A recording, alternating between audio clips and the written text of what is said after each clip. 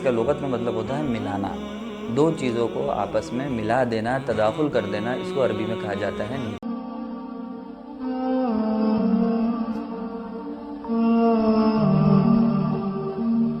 السلام علیکم ورحمۃ اللہ وبرکاتہ۔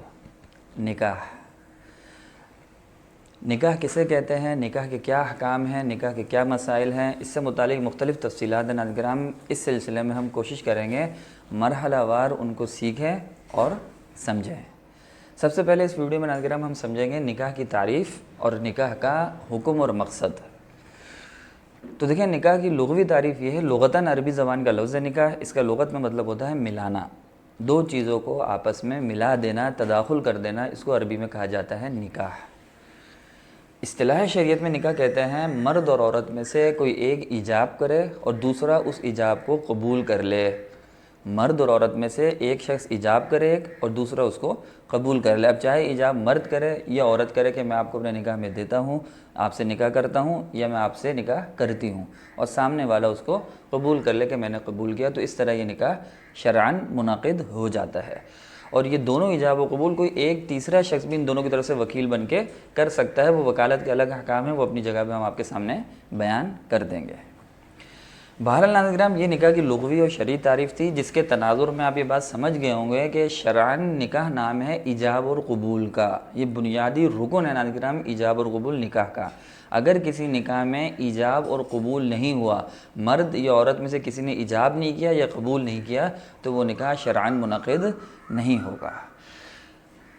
اس کے بعد اگر ہم سمجھتے ہیں کہ جب نکاح شرعاً منعقد ہو جائے تو اس کا کیا حکم ہے، کیا فرق پڑتا ہے زندگی پہ، ان دو اشخاص کی زندگی پہ کیا حکم، کیا احکام مختلف ہو جاتے ہیں جو پہلے نہیں تھے اب آ گئے۔ تو دیکھیں نکاح کا ایک بنیادی حکم، بنیادی فائدہ ناظرین یہی ہے کہ مرد اور عورت جو دونوں آپس میں نکاح کرتے ہیں، ان دونوں کو ایک دوسرے کے جسم سے اپنی خواہش کو شرعی تقاضوں کی روشنی میں پورا کرنے کا جواز مل جاتا ہے۔ اب ان کے لیے ایک دوسرے کے جسم سے فائدہ اٹھانا اور اپنی خواہش کو پورا کرنا جائز طریقے سے یہ جائز قرار دے دیا جاتا ہے، یہی نکاح کا حکم ہے۔ البتہ نکاح کا مقصد کیا ہے، کیوں مشروع کیا گیا ہے، وہ دو مقاصد ہیں جو بیان کیے گئے ہیں۔ ایک مقصد ہے توالد و تناسل، آگے مسلمانوں کی نسلیں امت مسلمہ میں اضافہ، توالد و تناسل ایک یہ مقصد ہے نکاح کا، اور دوسرا مقصد ہے عفت و پاک دامنی۔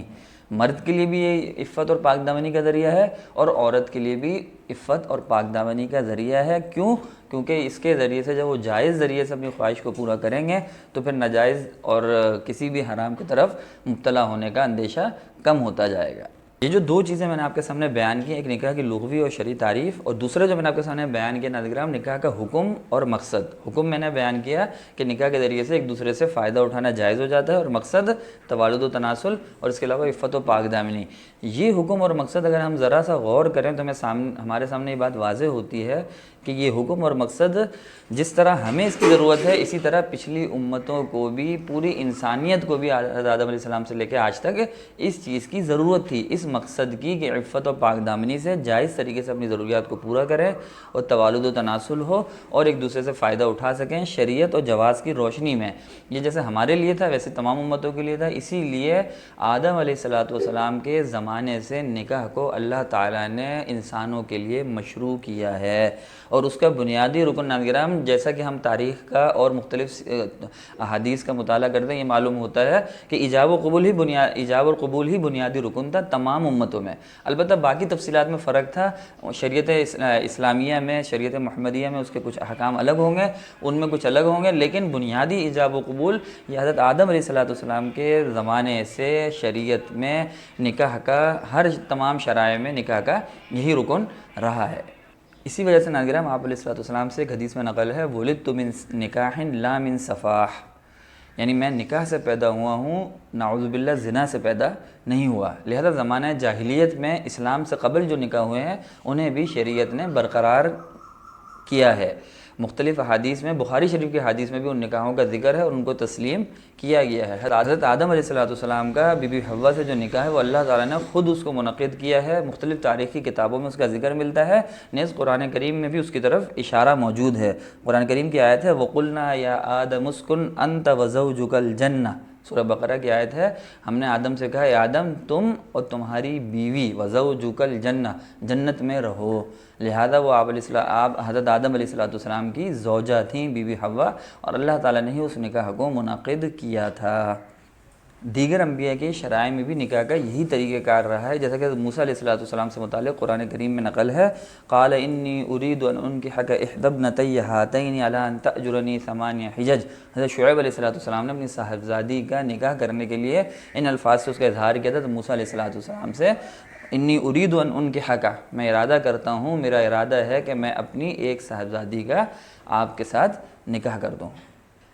بہرحال ناظرین کرام، یہ تو تھی نکاح کی تعریف اور نکاح کا حکم اور مقصد وغیرہ، اور پچھلی شرائع سے بھی نکاح کا ثبوت۔ اب آخر میں اس ویڈیو کے اختتام پہ میں آپ کے سامنے مختصر انداز میں نکاح کی اقسام بیان کر دیتا ہوں۔ دیکھیں نکاح کی کسی نے 3، کسی نے 4، کسی نے 6 اقسام بیان کی ہے۔ مختصر انداز میں اگر ہم اس کو سمیٹنا چاہیں تو 4 اقسام ہیں جو بنیادی طور پہ نکاح کی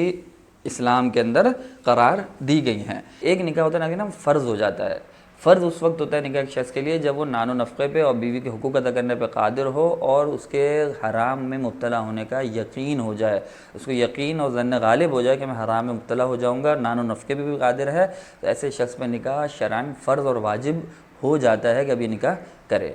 دوسرا ہوتا ہے سنت موقدہ، اگر حرام مبتلا ہونے کا اندیشہ نہ ہو، یقین نہ ہو اور نان و نفقے پہ قادر ہو، عام حالات ہوں یعنی، تو ایسی صورت میں ایسے شخص کے لیے شرعاً نکاح سنت موقدہ ہے، تمام انبیاء کرام کی سنت ہے، صحابہ کرام کی سنت ہے، لہذا اس شخص کو بھی چاہیے کہ شرعاً نکاح کر لے۔ یہ دوسری قسم میں نکاح کی سنت موقدہ عام حالات میں نے بتایا، یہ عام حالات والے کو جب اگر حرام مبتلا ہونے کا یقین ہو جائے تو اسی کے اوپر نکاح فرض ہو جاتا ہے، کیونکہ نان نفقے پہ یہ شخص قادر ہے۔ یہ ہو گئے 2 اشخاص۔ تیسری قسم ہوتے ہیں نکاح کے ناظرین حرام ہے، نکاح حرام ہو جاتا ہے، ایسے شخص کے لیے نکاح حرام ہے جو عورت کے بیوی کے حقوق واجب ادا کرنے پہ بھی قادر نہ ہو اور اس کو یہ یقین ہو کہ اگر میں نے نکاح کیا تو میں اپنی بیوی پہ ظلم کروں گا، ظلم کرنے کا اور حقوق واجب ادا نہ کرنے کا یقین ہو، ایسے شخص کے اوپر نکاح حرام ہے۔ اس کے گھر والوں کو بھی چاہیے کہ اس کا نکاح کر کے آنے والی لڑکی کی زندگی اور اس کے حقوق کو پامال نہ کریں، لہذا ایسے شخص پہ نکاح حرام ہے۔ میں نے بتایا 2 باتیں ہیں، اس کو یقین ہو کہ بیوی پہ ظلم کرے گا، اور اسی کے علاوہ وہ حقوق واجبہ ادا کرنے پہ نان و نفقہ اور اس کے گھر